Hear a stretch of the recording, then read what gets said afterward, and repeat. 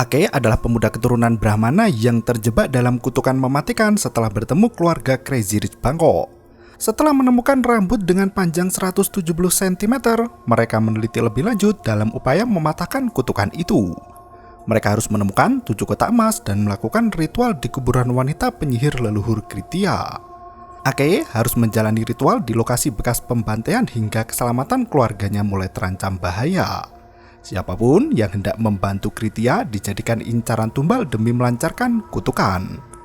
Mampukah Ake melaksanakan ritual keduanya dengan selamat? Berikut ceritanya.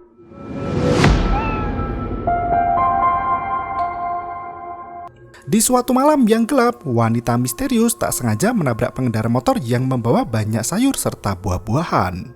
Dengan panik, wanita itu turun dari mobilnya untuk memeriksa kondisi korban. Naas, ia tak hanya menabrak satu orang, namun pria pengendara motor itu berboncengan dengan istrinya. Mereka tergeletak tak bernyawa dengan barang bawaan yang berserakan di tanah. Dan film pun dimulai. Ake masih sibuk mengukur panjang rambut wanita penyihir yang ia temukan di dalam wadah berbentuk lingkaran dengan simbol keluarga Kritia. Ake menjelaskan mereka harus menyimpan rambut itu dan segera melaksanakan ritual kedua. Dalam setiap ritualnya, mereka akan mendapatkan bagian tubuh dari si wanita penyihir.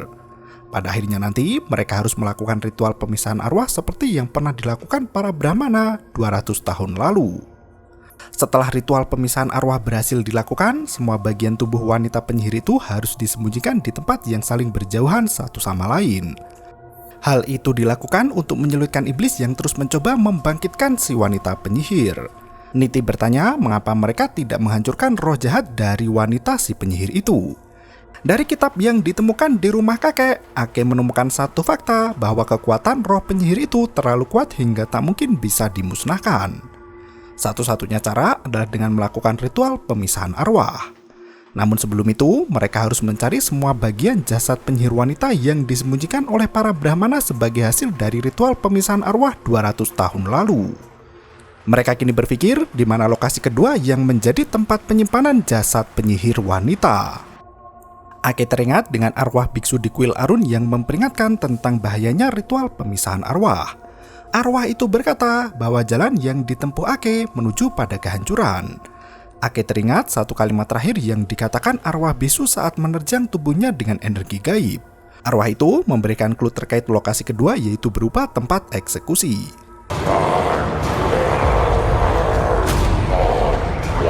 Sebagai ahli sejarah, Niti langsung teringat dengan tempat eksekusi yang biasa digunakan untuk memegal kepala para penjahat ratusan tahun lalu.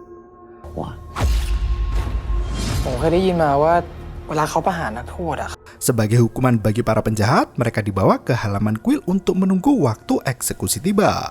Di Bangkok sendiri ada kuil yang dulunya dijadikan tempat eksekusi.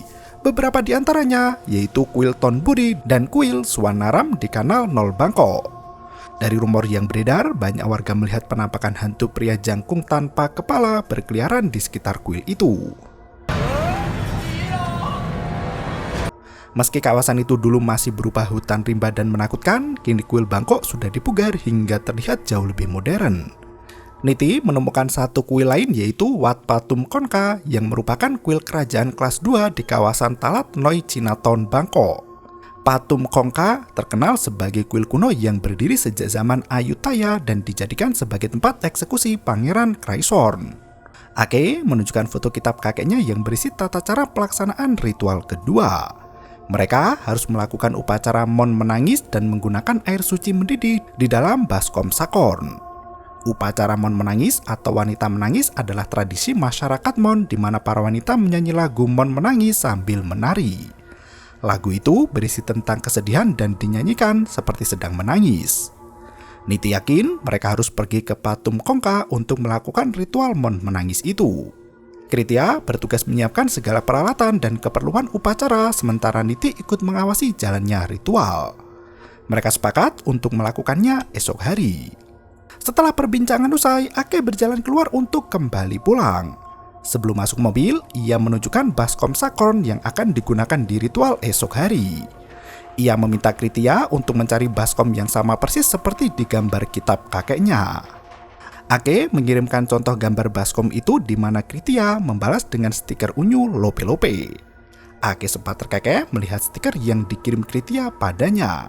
Ake yang masih salting pamit pulang sementara Kritya melenggang pergi begitu saja. Keesokan paginya, Ake yang terlambat bangun tergesa-gesa membuat sarapan untuk dua keponakan. Saking terburu-burunya, Ake menumpahkan nasi dalam mangkuk dan membiarkan telur gorengnya gosong. Si kecil Dae berkata jika paman Ake tidak perlu terburu-buru karena Mo Daeng sudah pergi bersama teman-temannya. Mereka berdua libur sekolah di hari Sabtu di mana Mo Daeng memilih bermain bersama teman-teman sebelum kelulusan SMP. Tak berselang lama, Am menelpon untuk mengabarkan jika ia tak bisa menjaga Am dan Mo Daeng karena ada rapat mendadak. Gadis itu sudah berada di kantor dan bergegas mengakhiri teleponnya. Dae yang penuh percaya diri berkata jika ia akan baik-baik saja meski di rumah sendirian. Tak tega meninggalkan Dae, Ake terpaksa membawa keponakan kecilnya untuk ikut ke kuil patung Kongka. Setelah sarapan dan siap-siap, Ake segera melenggang pergi bersama Dae. Sesampainya di sana, Ake meminta Dae untuk bertahan di dalam mobil dan jangan keluar sampai dirinya kembali. Ake sampai menyediakan botol untuk berjaga-jaga jika Dae hendak kencing. Ia berjanji akan membawa Dae bersenang-senang setelah pekerjaannya selesai. Ake turun dari mobil menuju ke halaman belakang kuil yang menjadi tempat bekas penjagalan. Niti dan Kritya sudah berada di sana untuk menyiapkan tempat dan segala keperluan ritual. Beberapa penari mau menangis juga dihadirkan untuk mengiringi jalannya upacara. Setelah semua siap, berbagai macam sesajen sudah tertata di atas meja bersama dengan baskom sakorn berisi air suci di sampingnya. Para penari bersiap di depan altar untuk menyanyikan lagu Mau Menangis sambil menari. Ake menjelaskan jika ia harus mengucapkan mantra pertama saat mendidih dan mengucapkan mantra kedua setelah air menjadi dingin. Dalam kitab kakeknya dijelaskan begitu mulai merapalkan mantra kedua, mereka tak boleh berhenti. Api di bawah baskom mulai dinyalakan sembari mereka bersiap menunggu air mendidih. Tepat setelah air itu menampakkan gelembung, para penari memulai upacara dibarengi pembacaan mantra pertama oleh Ake. Beberapa saat setelah ritual dimulai, Dae yang sibuk main HP di mobil merasakan ada sesuatu yang sangat mengganggu. Ia sangat ketakutan begitu melihat penampakan hantu tepat di luar jendela. Beberapa hantu pria tanpa kepala terlihat melangkahkan kaki menuju ke halaman belakang kuil itu. Tiba-tiba, baskom sakorn yang berisi air suci mendidih itu terjungkal dengan bekas cakaran yang menggores tepi luar. Ake meminta baskom lain pada Kritya dengan kriteria dan bentuk yang sesuai. Tak berselang lama, Dae berlari menghampiri Ake bersama supir Kritya yang bernama Pak Sa. Ake memperkenalkan keponakannya itu pada Niti dan Kritya. Ake meminta Dae untuk kembali ke mobil dan menunggu di sana. Melihat Dae ketakutan, Kritya meminta Pak Sa untuk menjaga anak itu dan membawanya jalan-jalan. Dae melangkah pergi bersama Pak Sa sembari sesekali menengok ke belakang. Ake pun memulai kembali ritualnya dari awal sesaat setelah air suci mendidih. Air yang semula berwarna bening berubah menjadi merah darah dan berputar dengan sangat cepat. Seketika itu, para penari sampai ketakutan melihat kejadian poltergeist yang tampak nyata di depan mata. Niti meminta Ake untuk mengingat kembali tata cara ritual, ditakutkan ada detail yang terlewatkan. Ake melihat gambar baskom di kitab kakeknya yang terdapat 3 kepala singa sebagai pegangannya. Niti berkata jika baskom seperti itu dibuat khusus untuk ritual Mon menangis. Akan kesulitan bagi mereka menemukan baskom yang sama karena ritual itu sudah jarang dilakukan. Ake mencari ke taman samping kuil dan menemukan baskom yang sama persis sesuai harapan. Baskom itu sudah usang dan dijadikan sebagai tempat pembakaran dupa. Ia segera mengambil baskom sakorn itu dan diisi dengan air suci. Setelah mendidih, Ake mulai membacakan mantra pertama hingga selesai tanpa ada suatu halangan apapun. Langit yang semula cerah berubah menjadi gelap dan diselimuti awan hitam.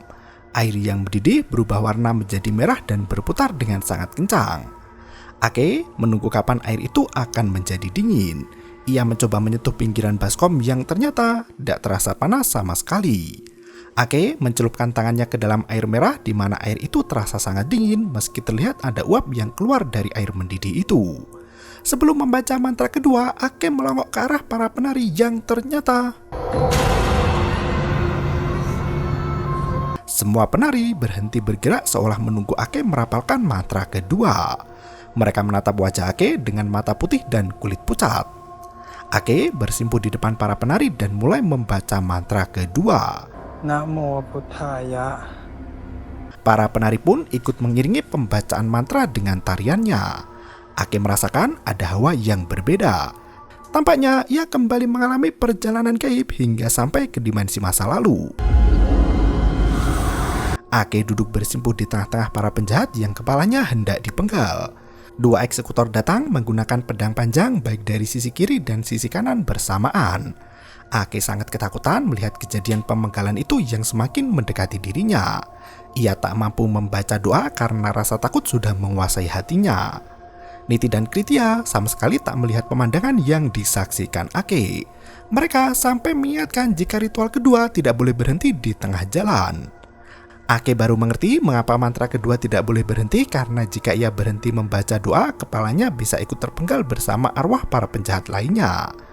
Ia kembali menatap ke layar ponselnya, namun ponsel itu mati dan tak mau menyala.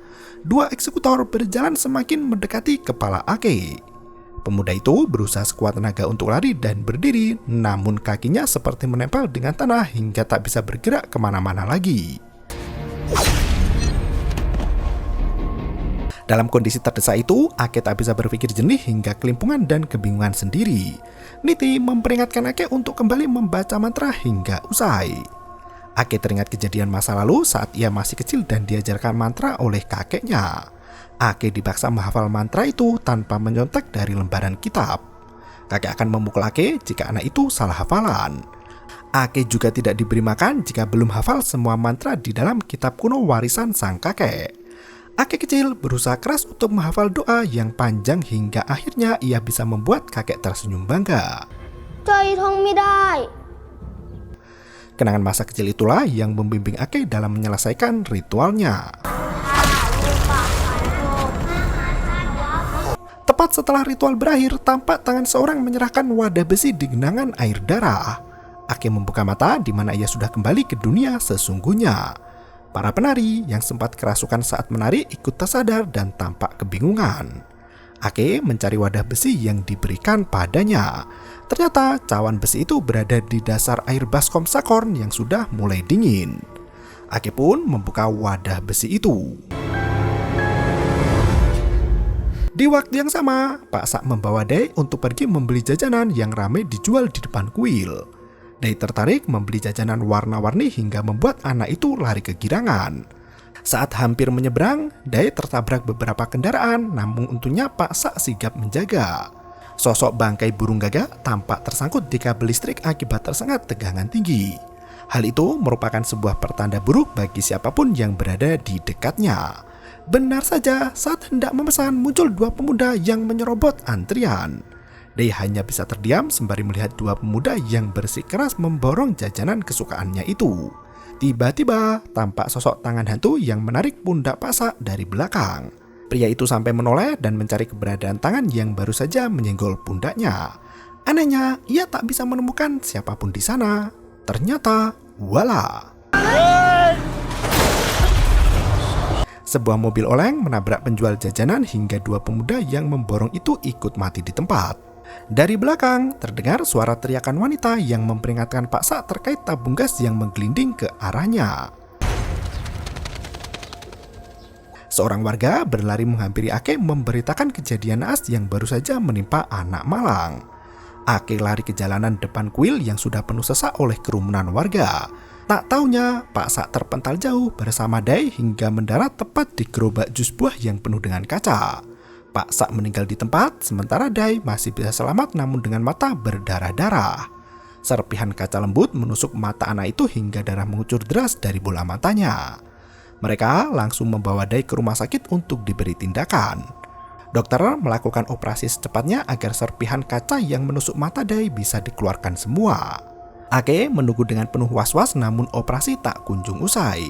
Mendengar kabar kecelakaan itu, Am buru-buru ke rumah sakit dengan berderai air mata.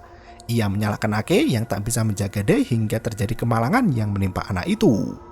Ake hanya bisa meminta maaf sembari menenangkan Am dan duduk berdua sampai operasi itu selesai. Tak berselang lama, dokter keluar dari ruang tindakan dan menyatakan jika operasi berjalan lancar. Meski semua pecahan kaca berhasil dikeluarkan dari mata Dai, namun anak itu belum siuman dan butuh waktu istirahat yang cukup lama. Am sempat bertanya apakah kemungkinan mata Dai bisa kembali seperti semula. Dokter tak bisa memastikan karena peluang pulih cukup kecil. Hal itu bisa dipastikan setelah Dai siuman pasca operasi. Karena malam semakin larut, Ake menemani Am untuk pulang ke rumahnya. Am hendak memastikan kondisi Modeang di rumah. Dalam perjalanan pulang, Am mengeluhkan gajinya yang tak kunjung naik juga. Ia harus menyiapkan sejumlah uang untuk ikut membayar biaya kursus Dai masuk SMP dan Modeang masuk SMA. Ake meminta Am untuk tidak khawatir karena ia akan segera mendapatkan banyak uang begitu semua pekerjaannya tuntas. Am sampai bertanya-tanya pekerjaan apa yang dilakukan Ake untuk Kritia. Ake tak mau menjawab dan melanjutkan perjalanan. Di waktu yang sama, Modeang sudah berada di kamar dan tidur dengan tenang karena merasa tak enak badan. Tanpa disadari, sosok hantu wanita berambut panjang sudah berdiri di sudut ruangan sembari memperhatikan Modeang. Tak lama kemudian, Ake dan Am sampai juga di rumahnya. Mereka heran mengapa lampu rumah itu masih padam. Am langsung naik ke lantai 2 untuk memeriksa Modeang di kamarnya. Ake baru duduk sebentar langsung terkesiap mendengar teriakan Am memanggilnya. Ternyata Modeang pingsan dengan tubuh kejang dan mulut penuh busa. Ake menempatkan bantal di bawah kepala Modeang agar tidak terbentur saat kejang-kejang. Setelah berhenti kejang, Am segera membersihkan tubuh Modeang dan menidurkannya di atas ranjang. Tubuh Modeang sangat panas seperti sakit demam tinggi. Modeang yang tersadar dari pingsan berkata jika sekujur tubuhnya sakit parah. Melihat baju Ake bercak darah, Modeang menanyakan apa yang terjadi. Am menjelaskan jika Dai berada di rumah sakit karena demam seperti Modeang. Am meminta Modeang untuk minum obat dan segera tidur agar esok pagi bisa menjenguk Dai. Ake mengemasi beberapa barang dan pakaian Dai untuk dibawa ke rumah sakit esok hari. Saat ia merapikan meja gambar, ia menemukan lukisan Dai yang berwujud hantu wanita dengan rambut panjang dan bola mata yang mencuat keluar. Ake langsung teringat dengan rambut panjang dan bola mata dari jasad wanita penyihir yang berhasil ditemukan. Ake berpikir jika ia mendapat bola mata hantu, namun bola mata Dai rusak karenanya. Ia turun ke bawah di mana Am ketiduran di sofa depan televisi. Ake meminta maaf karena selama ini terus merepotkan hingga membuat Am kesulitan. Pagi harinya jam 9, Am terbangun di mana Ake ikut tidur di sofa bersama dirinya. Am tersipu malu melihat Ake tidur di sampingnya. Ia pun ikut terbangun di mana Am langsung pergi untuk memeriksa Modeang. Am menyuapi keponakannya itu dengan bubur hangat masakan Ake agar lekas sembuh. Sembari menyantap sarapan, Modeang memuji bubur buatan Ake yang terasa nikmat. Ia juga berkata jika rasa telur gosong di atas bubur adalah cita rasa terbaik yang sangat lezat. Selesai makan, Am meminta Modeang untuk kembali istirahat agar sore nanti mereka bisa menjenguk Dai. Am turun ke bawah di mana Ake sudah tampak rapi seperti hendak pergi. Ake meminta Am untuk menjaga Modeang karena ia harus pergi menemui Kritia di kuil. Am bersikeras untuk ikut ke kuil karena ia ingin berkenalan dengan Kritia. Mereka pun masuk mobil bersama, di mana Ake melihat bayangan Modeang dari balik jendela kamar lantai 2. Sembari menunggu sore, Modeang memilih pakaian yang akan dipakai saat menjenguk Dai. Dari cermin, Modeang bisa melihat sosok rambut panjang yang muncul tepat di belakang punggungnya. Sosok rambut itu berdiri semakin besar dan tinggi. Dan film pun bersambung. Yo, bermau itu ketara.